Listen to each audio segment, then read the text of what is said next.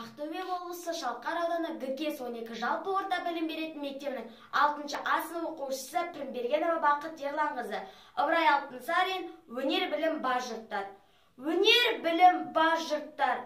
Тастан сарай салғызды, айшылық алыс жерлерден көзіңді ашып жұмғанша жылдам хабар алғызды.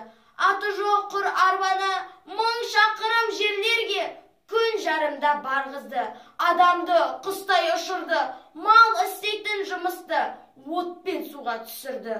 Отынсыз тамақ пісірді, сусыздан сусын ішірді. Теңізден жүзді балықтай, дүниені кезді жалықпай. Білгендерге осылар бәрі дағы анықтай, білмегенге танықтай. Бізде бекер жат балық, осыларға таныспай, ат өнері білінбес, бәйгеге түсіп жарыспай, желкілдеп шыққан көк шөптей.